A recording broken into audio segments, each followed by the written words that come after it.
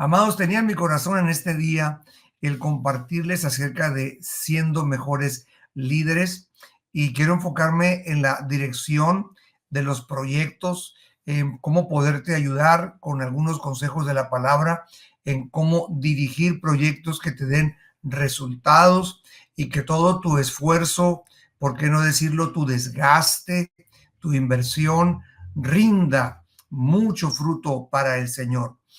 Me he fijado a través de los años de ministerio que algunos hombres de Dios tienen una fuerte unción, pero les falta desarrollar la parte humana de organizarse bien, de planificar correctamente, de mover a un equipo de voluntarios que Dios ha puesto y que va a poner alrededor de ti, porque si Dios te encarga proyectos, también te va a dar personas, amigos, hermanos, discípulos que van a trabajar contigo. Pero muchas veces nosotros como líderes nos sentimos que no hubo el resultado, que no hubo la respuesta, que no hubo la concurrencia que tú y yo deseábamos. Y yo creo que muchos pastores nos hemos sentido así en algún momento de nuestra vida. Hace muchos años Dios me habló a mi corazón que fuera apuntando todo lo que yo aprendía del ministerio. De hecho, algunos de esos puntos de aprendizaje se convirtieron ya en estudios bíblicos más elaborados que después se convirtieron en los libros y materias del Instituto de Ministerio Vino y Aceite. Pero hoy quiero enfocarme algo no que saqué de esos libros, sino algo fresco que Dios puso en mi corazón como un consejo. Tenemos buenos líderes que trabajan con proyectos en sus manos, pero yo siento esa carga porque sé tu corazón y el mensaje que cargas, siento la carga de que debes de rendir un fruto más abundante. Quiero decir que si estos consejos te sirven para eso, qué excelente. Pero quiero aclarar algo, no estoy poniendo el énfasis en los números, porque es muy relativo hablar de números, depende de muchas circunstancias. El éxito no siempre significa mucha gente y el fracaso no siempre significa poca gente. No estoy poniendo el énfasis en los números de personas que acudieron a tu iglesia o a tu proyecto o a tu evento, pero sí en que mejoremos nosotros para saber que hicimos nuestro mejor papel para que muchos fueran alcanzados y pusiéramos delante del Señor también no solo el corazón entero, sino también pusiéramos toda nuestra inteligencia, nuestra sabiduría, los consejos de Dios, los puntos que el Señor nos ilumina para que podamos hacer un trabajo más excelente en beneficio de las personas que amamos. Y hoy quiero leerte un pasaje que me encanta mucho, que es el libro de los Hechos, capítulo 6, del 1 al 6. Lo he repetido tantas veces y aprendo tantas cosas de este pasaje que casi me lo sé de memoria, pero lo leo contigo. Es Hechos 6, capítulos del 1, versículos del 1, perdón, en delante. Así que si estás listo conmigo, lo leemos juntos, amados hermanos. Dice, en aquellos días, Hechos 6:1, estoy leyendo, como creciera el número de los discípulos, hubo murmuración de los griegos contra los hebreos, de que las viudas de aquellos eran desatendidas en la distribución diaria. Entonces los 12 convocaron a la multitud de los discípulos y dijeron, no es justo que nosotros dejemos la palabra de Dios para servir a las mesas. Buscad pues, hermanos, de entre vosotros a 7 varones de buen testimonio, llenos del Espíritu Santo y llenos de sabiduría, a quienes encarguemos este trabajo.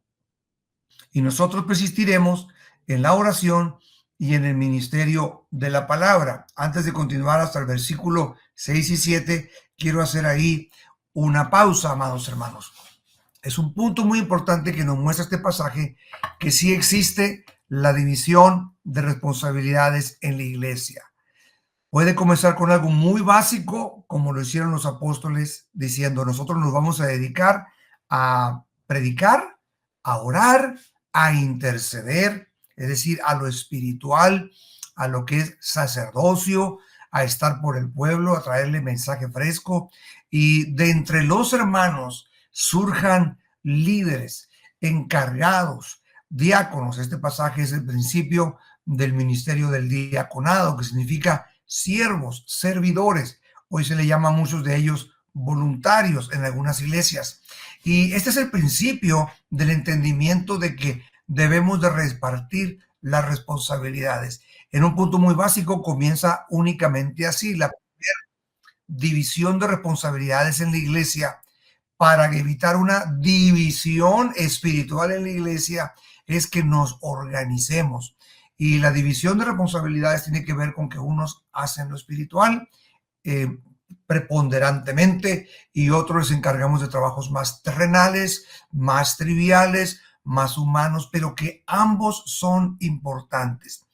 El dolor del corazón de Dios es que a veces tenemos en el cuerpo de Cristo personas muy llenas de unción, pero les falta esa sabiduría, y la sabiduría se puede desarrollar, se puede adquirir. Tú puedes crecer en sabiduría, tú puedes crecer en comprensión de las cosas, en concretar conceptos y pulirte en el liderazgo. Ser un buen pastor no siempre significa ser un líder eficiente. Ser mal pastor no siempre significa ser un líder eficiente o deficiente. Amados, yo confío en tu corazón, que estás aquí en este Zoom y en la obra de Dios que haces con tanto ahínco y que has soportado tantas pruebas, que tu corazón no es el problema, sino que los puntos de habilidad que podemos desarrollar es lo que posiblemente, y lo digo muy enfáticamente, posiblemente esté deteniendo que más personas sean alcanzadas en tu comunidad. Y yo creo que es bueno encararlo, porque cuando yo permito y tú permites que la palabra nos confronte en algo que podemos aprender, siempre es bueno, ¿verdad? Porque hay puntos que podemos crecer y mejorar. Y hoy que estamos hablando de este pasaje, vemos que después de todo el resultado fue bueno, pero los requisitos que pidieron de las personas que iban a entregarles, empoderarles con decisión y con administración y con manejo de recursos, con atención directa a la gente, era una gran responsabilidad. Pero estas personas debían de cumplir tres requisitos mínimos que en ese momento se pusieron a la mesa. Escojan varones llenos. En primer lugar, tenían que tener buen testimonio. También tenían que estar llenos del Espíritu Santo, es decir, de los frutos y del poder del Espíritu de Dios, personas de oración, personas que reflejaran el carácter de Cristo, por supuesto, porque pues eso aseguraba que iban a tener tacto, prudencia, buen trato, pero también se menciona llenos de sabiduría. Entonces, los apóstoles quedaron liberados de muchas responsabilidades. Y el resultado fue que agradó la propuesta a la multitud. Y ahí vienen los nombres de quienes escogieron. Y los presentaron ante los apóstoles, quienes orando les impusieron las manos, y crecía la palabra del Señor y el número de los discípulos se multiplicaba grandemente en Jerusalén. También muchos de los sacerdotes obedecían a la fe. Hubo un crecimiento, una expansión y hubo una bendición muy grande en la iglesia. Hace unos días meditaba mucho en líderes que conozco llenos del Espíritu Santo, de buen testimonio, pero que posiblemente no han crecido mucho en el área de la sabiduría ministerial. Y hoy quiero que meditemos en estos puntos para tratar de mejorar en esa área. Quiero hacerte unas preguntas. ¿Por qué la gente a veces no nos sigue? ¿Por qué tiene tan escasa participación los proyectos que a veces presentamos? ¿Por qué poca gente se compromete al 100% con nuestra iglesia hasta el fin? ¿Podría ser que la falta esté en nuestro desconocimiento de cómo liderar correctamente? ¿Será que la falla a veces solo está revelando no una falla en la gente, sino que puede ser una falla en mí? Lo digo a manera de pregunta. Y hoy mi objetivo es tratar de mejorar tu liderazgo, ya sea durante cambios que vas a hacer en tu iglesia o en tu departamento o en tu equipo que te tocó a ti dirigir, o en eventos o en reuniones, etcétera. A veces veo líderes que terminaron un proyecto y cuando lo terminaron se sienten satisfechos por el proyecto, pero en el proceso se sintieron peleados con el hermano que no les cumplió, terminaron con una relación dañada con un hermano que no le entendió exactamente qué quería hacer, se dañaron las relaciones, se dañó la comunión, pero finalmente el evento se salió bien. El punto que tenemos que aprender, amados hermanos, es que las personas van por encima de los programas. No importa que el programa no salga perfecto, pero que crezcamos juntos en comunión, en amor y que disfrutemos la jornada de todo lo que vamos a vivir en ese proyecto, sea una convención, un congreso, un alcance a la comunidad, sea un programa de un año para adultos o para jóvenes o para mujeres, sea un congreso o un campamento, lo que Dios ponga en tu corazón. Hay proyectos en tu vida y estos puntos que hoy te voy a compartir espero sean de grande bendición. Entonces enfoca, reuniones, eventos, proyectos necesitan habilidades desarrolladas en nosotros. Necesitamos sabiduría del Señor para poderlo hacer. ¿Qué es lo que sucede con gente que está llena del Espíritu Santo, buen testimonio, pero que les falta esa sabiduría del líder? Hay dos puntos de riesgo. El primer punto de riesgo es división, que al final del proyecto tu gente no queda más unida, sino más dividida. Ese es un gran riesgo, ese es un gran peligro que debes evitar. Y el segundo síntoma de que no estoy siendo un líder de excelencia es resentimiento. Tú terminas bien agradecido con los incondicionales que sí te apoyaron al final, pero resentido y expresándote triste y enojado con los que te dejaron. Y es fácil, escuche bien lo que voy a decir. Lo voy a decir con amor, pero con valentía delante de ustedes porque somos líderes. Es fácil echarle la culpa a tu gente, pero a veces la culpa está en nosotros como líderes. Es fácil decir, ellos no estuvieron aquí, ellos me dejaron a la mitad del proyecto, ellos no cumplieron con lo que dijeron que iban a dar o con lo que dijeron que iban a venir, me dejaron, me abandonaron. Pero es más difícil confrontar tu propio corazón, pero vale la pena porque también lo que tú aprendes, lo que tú mejoras, es lo que se traduce en qué tanto tú bendices a las personas. Entre menos mejoro yo, menos puedo bendecir a los demás. Yo he tenido momentos en el ministerio, aquí orando en mi oficina, donde le digo, Dios, cambia a esta persona, tengo un elemento bien difícil aquí en la zona o aquí en la iglesia o aquí en el equipo. Y ha habido muchas veces que Dios me ha dicho, en este punto no es él el que tiene que cambiar, sino tú. Mejora tu capacidad de diálogo, mejora tu capacidad de amarle más, mejora tu capacidad de entenderle y explicarle mejor los objetivos, de envolverlo, de entender que es una persona humana que a veces no cumplió, pero no le preguntaste si estaba teniendo algún problema familiar o económico. Tú estabas enfocado en tu proyecto y no estabas enfocado en la persona. Siempre las personas van por encima de los programas. Aún en la iglesia, yo tuve que aprenderlo a través de muchos descalabros y ahora se lo enseño a nuestros líderes. Hermanos, tengan proyectos, tengan una dirección, un programa, pero si va a sufrir el programa para que salvemos la gente, que sufra el programa. Pero si va a sufrir la gente para que funcione el programa, entonces estamos perdiendo las prioridades, el orden, la visión.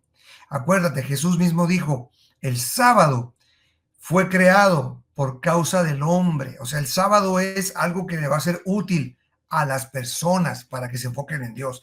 Pero el hombre no fue creado para el sábado. Los religiosos pensaban en el tiempo de Jesús que el hombre era un esclavo de cumplir con los reglamentos, que el hombre era siervo de esos reglamentos. Y no, los reglamentos, mandamientos que Dios puso eran para servir a las personas. Y Jesús entendió muy bien el papel de los mandamientos y el papel de las personas. Amados, qué importante entender esto, ¿verdad? Para mí es una revelación. Muy bien. Aquí les voy a dar la diferencia entre lo que es un liderazgo rico y un liderazgo pobre. Le voy a dar 10 puntos y esta conferencia va a quedar grabada para que después usted la pueda repasar. Con mucho gusto le comparto después el enlace. Pero apunte estos 10 puntos. ¿Cómo puedo hacer para que mi ministerio tenga eventos, proyectos y programas de iglesia que verdaderamente cumplan las expectativas y traigan mucho fruto? Depende del líder. En mucho depende del líder. 10 puntos para un liderazgo rico, a diferencia de un liderazgo pobre. Número 1, visión. Necesitas clarificar el objetivo, pintando el futuro, hablándoles del sueño, lo que se va a lograr, lo que se, lo que nosotros vamos a lograr al final, porque no va a haber mucho esfuerzo de la gente mientras no va a haber mucho esfuerzo de la gente mientras nosotros no les pongamos algo en el corazón. ¿Tú crees que las personas hacen las cosas únicamente por obediencia? No son robots nuestras ovejas, no son máquinas, no son una inteligencia artificial, no son un motor digital, son personas. Y tenemos que ponerles la pintura y la imagen de los resultados, platicarles el futuro, qué queremos lograr y para qué estamos haciendo las cosas. Entonces, lo principal es visión. Decirles, queremos hacer este proyecto por estas razones y con estos objetivos. Y cuando tú y yo les comentamos la visión, la gente se enamora de lo que tú y yo les comentamos. Qué triste, ¿no? Es que a veces le decimos a la gente, venga a la iglesia porque tiene que venir, aporte porque tiene que aportar, obedezca porque yo soy el pastor, participe porque así lo manda el Señor. O sea, solo por eso, o podemos ayudarles a enamorarse de lo que hacemos. Podemos decirles, les presento este proyecto, queremos bendecir a tantas familias, queremos bendecirles en el área de la comunicación familiar y para eso el programa que les traigo es un programa de mejorar matrimonios, un año y cada 3 meses hacer una comida con toda la comunidad. El objetivo es de que vamos a reconciliar padres con hijos, vamos a tener al Señor moviéndose, aquí vamos a invitar la presencia del Señor. No, hombre, si tú les presentas un proyecto, aunque sea así de sencillo como te lo cuento, van a participar con gusto porque van a tener la imagen en su corazón pintada de lo que van a lograr en las vidas, en las personas y qué beneficio va a traer tu proyecto. Y muchos líderes no nos platican eso, hermanos. Nomás nos dicen, quiero hacer esto, ya está en el calendario, o el pastor Ariel me autorizó que yo lo hiciera, así que pues apóyenme porque tengo esta posición y lo siento mucho. ¿Me van a apoyar o no? No, pues no sé. Pues háganse un lado los que no me van a apoyar. Y a veces se vuelven corajudos porque no nos pintaron el objetivo en el corazón, en la mente, y pues no nos motivaron. Número 2, comunicación. Necesitas darle datos concretos y exactos a las personas. Para mí, este es uno de los puntos más importantes de un líder, saberse comunicar bien. Muchas veces los líderes no comunicamos los datos y la gente se desalienta rápido si tú no les das datos. Voy a poner un ejemplo. Hace unos años, un muchacho que teníamos de líder de jóvenes acá en nuestra congregación me dejó tirar un evento de un campamento hace muchos años y dijo, ya no lo voy a hacer y faltaban 2 meses para la fecha. En 2 meses visité como a unos 15 pastores. Yo me lo tuve que aventar el proyecto, pero poniendo estos principios que te estoy contando ahora, poniéndolos a practicar, poniéndolos en juego, poniéndolos a trabajar esos 2 meses, logré un campamento excelente con oradores invitados de fuera, con todo pagado, con hotel para los predicadores, con un equipo como de unos 12 voluntarios, con las instalaciones bien preparadas, con una campaña personal que hice, bueno, publicidad de primera y 80 muchachos que se vinieron a congregar en ese campamento en 2 meses y no tenía todo el tiempo para hacerlo, porque aprendí estas habilidades que hoy te comparto. Una de ellas fue comunicación. La comunicación tiene que ver con darles la fecha, el lugar, los horarios, el propósito y el enfoque. Mal líder es el que no me dice fechas, lugar, horarios, propósito y cuál es el enfoque.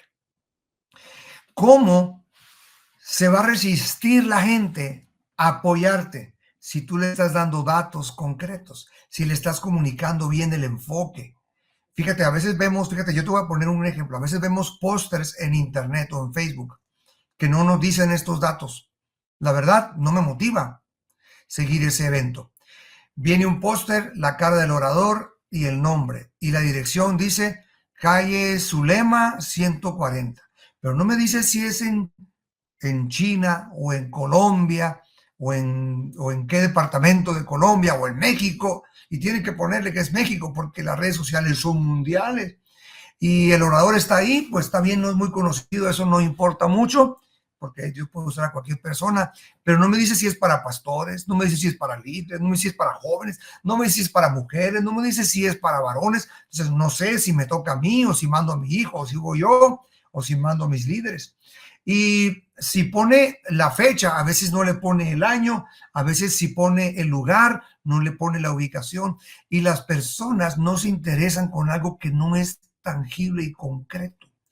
El póster debe de contener estos datos para que las personas sepan de qué se trata. Comuníquese bien. Hay personas que yo las he visto alteradas en medio de un proyecto, pero veo su publicidad y su publicidad no les ayudó para su proyecto. Su publicidad dejaba mucho que desear y no tenía los elementos para motivar. Ahora, la comunicación es tan vital que de eso depende el sí de las personas o el no de las personas muchas veces. No digo que tienes que hacer un póster demasiado cargado con demasiadas letras porque tampoco es visualmente apetecible, pero sí con los datos mínimos, con un número de información, con un correo de información, con la facilidad de los códigos QR que hay ahora para que las personas sepan de qué se trata y tengan información de tu evento. Hay gente que paga por eventos porque le cautivó la publicidad y tú y yo a veces los hacemos gratuitos, pero nos faltó una buena comunicación. Número 3, organización. Dile a tu equipo exactamente qué esperas de cada uno de ellos. No lo hagas solo. Reúnete 5 o 6 amigos. Ay, pastor, en mi iglesia nomás tengo 2 que apoyan. Junta a esos 2. A veces nos ocupan muchos. A veces se ocupan unos cuantos amigos, unas cuantas personas. Pues que en mi iglesia no tengo. Júntate amigos de otra iglesia. Hay muchos proyectos que yo hago con amigos de otro ministerio también, que me dicen en qué te puedo ayudar. O que algún día me dijeron, ahí está mi teléfono, pues si algún día te sirvo de algo, pastor Ariel, pues les llamo, oye, apóyame, porque en estos momentos dentro del ministerio no hay quien me cubra en esta área. ¿Me apoyas? Tengo un proyecto. Claro que sí, pastor. Es nada más juntarte ese equipo y después de que tienes la visión, que es como una pieza entera, a ver si me explico, quebrarla en diferentes puntos y encargarle a cada uno de ellos que se sientan responsables, motivados, van a sentir el evento como de ellos, no lo van a sentir como una carga si tú les explicas bien y si oran juntos. Entonces quiebras en varias áreas el propósito de tu evento y confías en ellos. Esto se llama organizarte. Me dijo una vez el pastor Juan Speaker, cuando vino aquí a predicar a Tecate, dice, tenemos evangélicos bien ungidos, pero bien desorganizados. Entonces, pues no seamos de esos desorganizados, organicémonos bien. Explíquele a cada persona qué es lo que esperas de cada uno de ellos. Tú vas a ser, por ejemplo, el líder de oración, hermano, y a ti te va a tocar conseguir los permisos para el evento, por ejemplo. A ti te va a tocar eso y nos vamos a reunir de vez en cuando, cada semana, cada 15 días, para ver cómo vamos y orar juntos. Ahora con estos medios, pues cada semana se pueden reunir para estar platicando. Número 4, repetición. A muchos líderes les falta repetir. Nos dijeron por allá hace 12 meses qué querían de nosotros y luego ya no nos dijeron nada. Es importante repetir, refrescar el corazón, reevaluar, recalibrar y volver a definir cuál es el enfoque que tenemos para ese evento. Por eso es que a veces somos líderes que en medio del evento estamos bien cansados y bien enojados. Y como con tiempo no planificamos todo, andamos haciendo los últimos detalles. Y está bien, somos siervos, no está mal, no estoy hablando que esta área es un pecado, ser un poco desorganizado. Lo que estoy queriendo decir es de que el ideal es que tú formes a otros, motives a otros y crezcas no solamente como el ungido de Dios, la ungida de Dios, sino como un líder del rebaño de Dios que también tiene esa sabiduría para llevar adelante un proyecto. Entonces, repite, vuelve a decirles qué es lo que se pretende y repíteles qué le toca a cada uno. Es muy normal, tómatelo con calma, que los voluntarios que te ayudan en un equipo de repente no entendieron a la primera las cosas, no lo comprendieron del todo bien.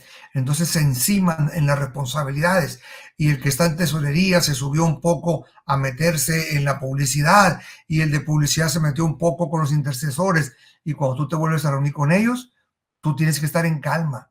Tú tienes que reflejar el gozo de Dios. Tú eres el líder. Tú vives en otra altura y los vuelves a enfocar. Mira, lo tuyo es esto con las mejores palabras porque es el equipo que finalmente te está ayudando. La mayoría de ellos no van a ser personas que les vas a pagar por ese proyecto. Entonces, si lo van a hacer voluntariamente, trátalos con el mayor tacto y el mayor agradecimiento posible. Entonces, les vuelves a decir, esto no te toca, hermano, esto se lo vamos a dejar a Jiménez. Jiménez, no te toca esto, acuérdate que esto se lo estamos encargando a Martínez. Correcto, oremos en el nombre del Señor. De ti depende de tu actitud y de tu repetición, tu revisión, de ti depende el resultado de un proyecto. Número 5, anticipación. Mucho cuidado con sacar proyectos al vapor. Sacarlos de unos 15 días antes porque vas a andar estresado tú y nos vas a estresar a todos nosotros. Por favor, planifica si se puede un año antes. Si se puede hacer algo 2 meses antes si ya tienes las habilidades. Con 2 meses, si ya tienes el equipo, las habilidades, sí se puede. Yo he sacado congresos grandes de varones, por ejemplo, en cuestión de 2 meses, un mes y medio, porque ya el equipo está ahí diciéndome desde hace tiempo, pastor, en lo que se pueda, pues aquí estamos a disposición. Pero por lo general no es lo recomendable. Y cuando se hace muy rápido, no es porque siempre deba de ser así. No se nos haga una cultura de dejar la planificación al final. Anticípate. Punto número 5, dijimos anticipación. Planifica desde 12 meses antes, planifica desde 6 meses antes mínimo para que todo vaya saliendo mucho mejor. Número 7, hay que tener aplomo, hay que tener calma, hay que tener valentía. Aplomo, apúntenlo por ahí. Eso se trata de tener mucha calma y mucha paz. No le inflinja culpa a las personas. Mucho cuidado con esto. De que ustedes dijeron y no me apoyaron, iban a estar aquí y finalmente no llegaron. No culpemos a los demás. No nos soltemos llorando, aunque quieras llorar a veces cuando ya están encima las cosas y anticipa que muchas cosas no van a salir como tú quieres y que al final muchas cosas se van a definir en el momento. No nos estresemos. Entonces, tranquilo, mantente con calma. No vas a motivar al equipo por medio de llorar o de quejarte de ellos. El líder no se puede dar el lujo de enojar. El líder va a perdonar y va a motivar y va a escuchar a su equipo. Número 8, humildad. No te sientas el señor de ellos, nunca. Siéntete el amigo, el líder, el motivador, el mentor de tu equipo. Sé humilde. Recuerda que la gente en realidad no está obligada a estar a tu lado. Si alguien no te aguanta, se te va a ir. Y tal vez tú seas el tipo de personas que no necesite que la gente esté contigo y tengas esa actitud bien fuerte que yo a veces hasta admiro esa actitud de la gente que dice, pues si se van los demás, qué bueno, yo estoy muy bien. Pues, qué bueno que soportes eso. Yo no lo puedo soportar. Yo sí siento que los demás, que yo debí motivarlos y se fueron de mi lado, yo trato de analizarme hacia adentro de mí. No cruzo mis brazos y digo, pues bueno, ellos se quisieron ir, allá ellos. Yo tengo un corazón de pastor que Dios me puso. No me jacto porque no lo adquirí yo, yo no quería ser pastor, pero Dios me puso un corazón de pastor. Entonces me duele cuando las personas se van de participar en la iglesia o miembros de mi congregación. Claro que nos duele. ¿Por qué? Porque tal vez la falla estuvo en nosotros. Si al final vemos que fue decisión de ellos, pues qué bueno, pero no están obligados a estar ayudándote. Aunque te dé una posición, tu pastor, no está obligada la gente a ayudarte. No te bases en tu posición, sino en tu influencia. Liderazgo no es posición. La posición realmente no significa gran cosa en este tiempo. Tal vez tú digas, no, es que a mí me puso el pastor Ariel como jefe de tal departamento. Oye, pues qué bueno, ¿no? Pero no te bases en eso. Gánate el cariño de las personas, motívalos, crece junto con ellos, ámalos, disfruten el proyecto, disfruten el momento.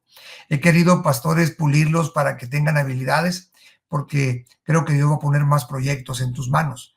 Creo casi proféticamente, por no asegurar que es el Señor el que me está hablando, pero creo que sí, que va a poner proyectos más grandes en tus manos. Y creo que estos puntos de habilidad te van a servir muchísimo. Guárdalos en tu corazón. Ser una persona humilde, pues, una persona sencilla. La humildad es la característica de los siervos del último tiempo. Cuando llegan las crisis, mantente humilde. Cuando llegan los choques entre tu equipo, mantente sencillo. Cuando haya que dialogar, pues dialogas, pero mantente sencillo. Los líderes arrogantes, autoritarios dentro del cuerpo de Cristo ya no caben en esta era de la iglesia. La iglesia maduró hacia las rodillas, hacia la cruz de Cristo, hacia humillarnos más hacia el Señor. Hubo un tiempo que tal vez pegaba ese estilo de liderazgo en la iglesia cristiana. Es más, ni esta generación lo admite. Nuestros jóvenes no quieren líderes autoritarios. La generación joven que estamos alcanzando y poco a poco más fuertes requieren que sean líderes muy genuinos, muy íntegros, muy reales, muy transparentes, a quienes nos puedan cuestionar y les demos motivos por cómo hacemos las cosas. Número 9, excelencia. Para mí la excelencia tiene una definición. La excelencia tiene una definición en mi corazón. El punto número 9 para tener un liderazgo rico en contraposición a un liderazgo pobre es excelencia. Acercarnos a la perfección, pero alejándonos del perfeccionismo. Acercándonos a la perfección, que honestamente te voy a decir, no la vamos a lograr la perfección en esta vida. Solo el cielo es perfecto, la tierra no. En el cielo está un perfecto, en la tierra no tienes ni un miembro de tu equipo perfecto, ni yo tengo en ustedes amigos perfectos, ni ustedes tienen un pastor perfecto. Pero queremos acercarnos a que las cosas salgan lo mejor. La diferencia entre excelencia y perfeccionismo es que la excelencia marca que damos lo mejor que podamos y nuestro 100%. Y la perfección es de que no hubo ni siquiera un error o un defecto. Pero en todas las grandes iglesias hay errores y hay defectos. En todos los grandes ministerios hay ajustes y hay crisis. En todas las grandes empresas que parecen impecables, como se presentan en su publicidad hacia nosotros, hay choques, hay ajustes y hay imperfecciones. Esto es parte de la vida. Entonces, cuidado con desarrollar un estilo perfeccionista. El perfeccionista estresa a la gente, nos cansa a todos y se queda con un equipo leal, pero que no maduró espiritualmente porque se sintió más orgulloso que los que no quisieron permanecer al final. Pero a otros se fueron y los culpamos porque no quisieron estar con nosotros. Busquemos la excelencia. La excelencia es acercarnos a la perfección del evento, del programa, de lo que ofrece nuestra iglesia, la perfección de nuestros objetivos, pero alejándonos del perfeccionismo. La búsqueda de la excelencia es hacia el proyecto mismo. La búsqueda del perfeccionismo exige demasiado de las personas y casi raya en el fariseísmo y estresa a las personas. Se enoja con las personas. Tenga mucho cuidado con esto. Y número 10, la mesura. Sea mesurado. ¿Por qué? Porque en tu primer evento o tu segundo evento no vas a lograr todavía todo lo que otros ya han logrado. Tranquilo, que aquí no se trata de competir con otra iglesia, con otro departamento, con otro ministerio. Ponle a tu evento todos los detalles extras para crear una experiencia fuera de serie. Estoy hablando de la mesura, pero no demasiados detalles como para terminar endeudado, disgustado o agotado. Mídete, tranquilízate, ten mesura, sé consciente. ¿Qué tanto quiero lograr en este evento? Está bien ponerle mucho detalle. A un evento de mujeres, ponerle mucho detalle. A un evento de varones, ponerle mucho detalle. Pero si le voy a poner tantos detalles, que tal vez no lo logren este año, lo puedo lograr para el otro año, para de aquí a 10 años. Poco a poco el ministerio y la iglesia va mejorando, ya que tenga más experiencia, mejor carácter, más voluntarios, más recursos, más personas que me ayuden, etcétera. Pero si no lo voy a lograr en este año, hago lo mejor que puedo este año, pero tengo mesura, porque si voy a terminar endeudado, disgustado o agotado, me salí de la medida que Dios había decidido para mí. Dios tiene una medida hoy para ti y para mí. Mantengámonos en esa medida. La palabra de Dios dice, ¿quién de vosotros, por más que se afane, podrá añadir a su estatura un codo? Así baste a cada día su propio afán. Yo debo de entender la medida en la que Dios me tiene en el día de hoy. Claro, en lo humano a veces me siento frustrado y triste porque no he logrado algunas cosas que para mi cálculo yo ya las debía haber logrado en el ministerio, pero Dios sabe su tiempo. Y si voy a terminar endeudado, emproblemado, con mal testimonio, enojado con las personas, agotado, enfermo, mi matrimonio estresado, mis hijos enojados conmigo, creo que no gané nada, perdí todo. Entonces, amados, tengamos mesura y ser realista. ¿Qué vas a lograr en este año? Lógralo. ¿Qué es realmente, hablando de realismo, pues imposible que lo logres? Bueno, pues no te sientas mal. Estás dando lo mejor de ti. Nadie podemos ir más allá que nuestro punto de crecimiento. ¿Existen los escalones en el ministerio? Sí los existen, pero no entre unos y otros, sino entre tú y el plan de Dios. Dios te va subiendo de escalón. La promoción viene de Dios. Te dieron un talento, administralo, no lo entierres, para que cuando venga tu Señor y revise de nuevo tu estado, te diga, bueno, has ganado un talento, has traído gozo a tu Señor, te ponemos ahora en otro escalón. Y después que venga a revisarte, diga, bueno, has ganado otros talentos con los que te di. Bueno, al que tiene le es añadido más. Lo dice la misma parábola de los talentos. Y tu promoción viene de parte de Dios. Promoción no es ser más grande que el otro, porque aquí sería imposible en esta tierra compararnos, inútil medirnos con la medida del otro. Es imposible. Es imposible. ¿Cómo nos vamos a medir en números o con el otro hermano, quién tiene más iglesias o misiones? Imposible, porque las circunstancias de cada país, de cada colonia, de cada idiosincrasia son diferentes. No se mide por el número, se mide por la fidelidad, y Dios es el que quiere llevarte a mayor influencia en su momento y en su tiempo. Gloria a Dios. Quiero ir cerrando con esto. Si tú tienes un proyecto en tus manos, te encargaron algo grande o pequeño en la iglesia, o tú eres un pastor que tiene una visión para tu comunidad, ¿las personas entienden el lenguaje que tú les hablas? ¿Las personas saben lo que estás pensando cuando estás haciendo las cosas? A veces yo veo líderes que los veo bien estresados. ¿Qué anda haciendo, hermano? Te ayudo. Ahí en lo chiquito, ¿no? En nuestra iglesia. Vamos a poner un ejemplo, el domingo por la mañana. Cuando llego y andan corriendo, algunos voluntarios, que en primer lugar se andan corriendo es porque tal vez no se prepararon bien. Si andan buscando sobres para los diezmos es porque no me hicieron caso que los busquen desde el lunes. si anda limpiando los accesos es porque no me hicieron caso de que la limpieza se hace todos los martes, por poner ejemplo, pero los veo estresados y a veces no sé qué es lo que están haciendo y quiero ayudarles, tal vez no ponerme, o por qué no, ponerme a ayudarles en ese momento, pero tal vez solamente decirle, busquen a fulano o tenemos esto en tal lugar. Pero hay personas con la actitud de que, no me diga, pastor, no me diga, estoy estresado, no me diga, yo lo soluciono. Entonces, ¿cómo le ayudo si no sé lo que está pensando? Y lo pongo como un ejemplo, ¿no? Porque a veces, aún en el liderazgo pastoral, somos personas así. Mire, mejor no me ayude, yo lo ando haciendo. Si me va a ayudar, quédese aquí. Pero ¿qué quieres hacer? ¿Qué pretendes? ¿Cuál es el objetivo? ¿Qué es lo que estás buscando? ¿En qué te puedo servir? Entonces, no hemos puesto estos principios en juego que hoy debemos de empezar a poner. Organización, comunicación, visión, humildad, motivación. Nos faltó un punto, de hecho, qué bueno que me acuerdo aquí, el punto número 6, para que sean 10, me brinqué el número 6, motivación.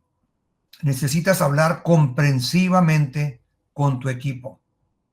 Necesitas hablar comprensivamente con tu equipo. Nunca avergüences en la junta de tu equipo al que no cumplió en esa semana con la tarea, porque tu papel de gerente es proveerle tú los elementos para que trabaje. No nomás encargarle y decirle todo y resuélvelo tú. Bueno, sí lo va a resolver él. Debes de enseñarle que él lo puede resolver, pero tú le das los elementos. Tú le das los contactos de WhatsApp para que llame a las personas adecuadas. Tú le das las llaves del salón que va a usar, las llaves del camión que va a usar. Tú le pones los recursos a la mano o mínimo de dónde los va a recoger. Tú le das los elementos. El gerente no hace el trabajo. Fíjate, en una empresa, en una compañía, el gerente no va a hacer el trabajo de los obreros, pero él les va a proveer todo porque él se va a encargar de que el trabajo se haga. Háblale amablemente a tu equipo, motívalos, no los desmotives. Me gusta como Dios nos pastorea. Hace mucho les he dado esta enseñanza a ustedes.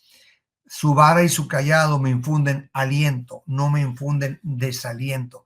Mi Jesús no me desalienta a mí, me da un trato digno a pesar de mis imperfecciones, de mi falta de aprendizaje en muchas áreas, porque todavía no estamos a la estatura del varón perfecto, ninguno de nosotros, pero aún así me ama, aún así me motiva, aún así me hace ver en qué puedo mejorar, pero me aplaude en lo que voy logrando. Compañeros, imitemos a Jesús y seamos representantes de Jesús. Cuando tenemos una iglesia en nuestras manos que desarrollar, un proyecto nacional o internacional que desarrollar, cuando tenemos un proyecto a la comunidad o una escuela para niños o una escuelita de verano para los adolescentes, un campamento, un retiro, un viaje de un fin de semana, tenemos la oportunidad de representar a Jesús.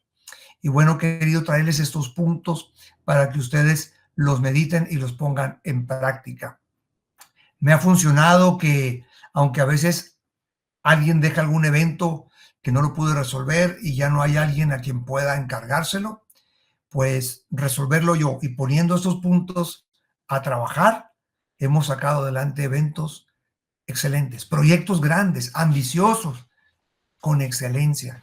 ¿Por qué? Porque creo que estos elementos reflejan lo que Cristo hizo. Si tú lees los evangelios, Jesús era bien organizado y tenía mucha sabiduría, tan organizado que les decía instrucciones específicas a sus apóstoles y a los 70 cuando los envió y a todo su equipo de gente. Aun cuando se fue, dejó instrucciones claras, no dejó nada a la deriva, pero tenía un amor impresionante y le enseñó a su equipo a quererse, a soportarse, a no perder la visión y a sentirse agradecidos de servir al Señor. Les hablaba mucho del futuro, les decía, por ejemplo, el que dejó casas, hermanos, padre, madre por mí, recibirá 100 veces más aquí en la tierra y en el siglo venidero la vida eterna. Ustedes se sentarán juzgando a las 12 tribus de Israel. Ustedes que están conmigo, ya no les he llamado siervos, sino amigos. Oraba por ellos. Ora por tu equipo, sé comprensivo, sé un líder lleno de amor. Si algo estoy seguro que podemos hacer más, es amar más. Necesitamos amar a nuestra gente. Y antes de orar por ustedes, quiero leerles un versículo que esta semana me impactó mi corazón, hablando de la sabiduría, porque a veces, sí es cierto, reconocemos al final de un estudio como este, como que sí es cierto, pastor, tal vez los requisitos de los diáconos, tengo el buen testimonio, no lo cuestiono, lleno del Espíritu Santo, no lo cuestiono, pero no estoy lleno de sabiduría. Y leí un versículo que me encantó, compañeros, que habla de cómo traer sabiduría al corazón. Y ese versículo está en Salmo 90:12 y dice de esta manera: enséñanos de tal modo a contar nuestros días que traigamos al corazón sabiduría. Fíjate qué importante, que traigamos al corazón sabiduría. Quiere decir que la sabiduría es algo que tal vez no está plenamente en mí o en ti, pero la podemos traer. Y de este versículo yo agarro 4 elementos que Dios los reveló a mi corazón cuando lo estaba meditando toda esta semana. Salmo 90:12. En primer lugar, el primer punto es aprendizaje. Dice, enséñanos. Quiere decir que la sabiduría es algo que podemos aprender. No te desesperes. ¿Cómo la aprendemos? El aprendizaje siempre se da en la convivencia con Dios, pero también en los medios que Dios nos pone. Por ejemplo, las relaciones que tenemos con personas que nos inspiran. Ahí, hierro con hierro se afila y podemos crecer en ese mentoreo. También la lectura. Hay líderes que yo quisiera conocer en persona, pero imposible. Viven del otro lado del mundo o son muy famosos o inalcanzables.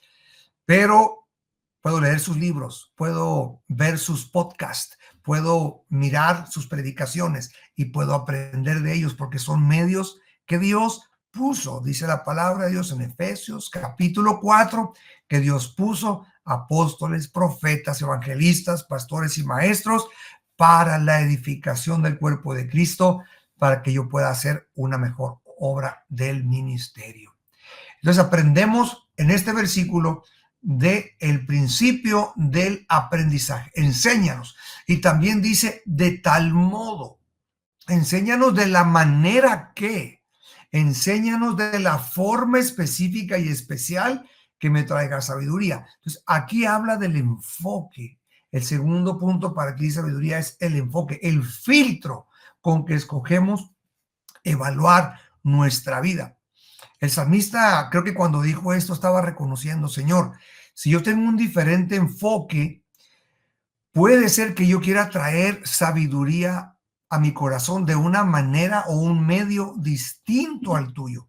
Yo te pido que tú me enseñes de tal forma que sea una sabiduría que venga de ti, de tal forma que sea una sabiduría que tenga mentalidad correcta del reino, que dé gloria a Dios, que no sea un mejor líder por el liderazgo en sí, o por la fama, o por la carne, o por los likes, o por la popularidad, o por el éxito, o por la posición. Enséñame de tal forma. Y también el tercer punto es, qué importante es hacer análisis. Análisis. Dice a contar nuestros días. A veces no llevamos una contabilidad de los años que vivimos y no recogimos ni apuntamos las lecciones que ya no debemos volver a repetir, los errores que ya no deberíamos volver a cometer. Dice, enséñame a contar. Me encanta lo que dice el salmista aquí. Enséñame a contar, Señor. ¿Cuántos años he vivido? ¿En qué época realmente estoy ahora? ¿Qué sí debo hacer en esta época y qué ya no debo hacer en esta época? A veces cuando estamos más jóvenes nos damos el lujo de perder un poquito el tiempo o jugarla un poco, pero conforme pasan los años hay que entender que nos queda menos tiempo hacia el futuro para que nosotros podamos traer mejores decisiones y más sabias a nuestro corazón. Entonces, la contabilidad y el conteo de recursos, de vida, de una evaluación directa de nuestra vida, ese assessment que se dice en inglés, ese enfoque correcto, ese evaluar sincero, nos sirve mucho reflexionarlo para que podamos traer sabiduría al corazón. Y también el último elemento de la sabiduría es la experiencia, porque dice, enséñame a contar nuestros días. Todo lo que hagamos se va a contar en días, años y meses. Y debemos de aprender de esas experiencias vividas, hermanos, y tomar en cuenta las lecciones aprendidas. Medita en tus días. ¿Cómo han sido tus días cuando no conocías a Cristo?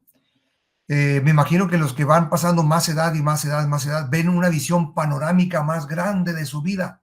Y yo creo que eso los enriquece más que todos los que estamos aquí, porque con esa experiencia amasada a través de los años, meditando en esos días, pueden echar mano de la experiencia y tomar las mejores decisiones, como si se hubieran dedicado a pulir la espada, pulir la espada, pulir la espada, pulir el hacha, para que con un solo golpe puedan lograr mucho más que todo lo que pueden lograr mucho esfuerzo sin experiencia y sin las lecciones aprendidas del pasado. Así que reconozcamos y enfoquemos la época presente, analicemos nuestros días, la etapa que estamos viviendo, seamos realistas en reconocer los dones que sí tenemos y los que no tenemos para que podamos dar lugar a otros. Nadie somos completos, cada uno somos una pieza en el cuerpo de Cristo, somos miembros del cuerpo de Cristo. Si tomamos en cuenta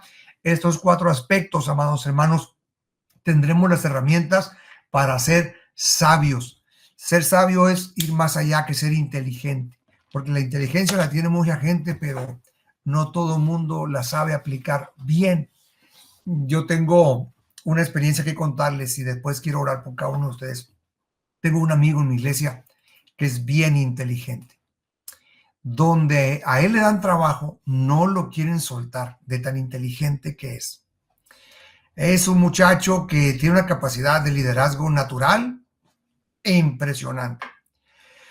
Pero esos trabajos lo consumen de no asistir a la iglesia correctamente, regularmente, de no llevar una vida de oración que sea constante, sino que tiene sus grandes subidas, sus grandes bajadas, sus grandes bajones espirituales, sus grandes avivamientos.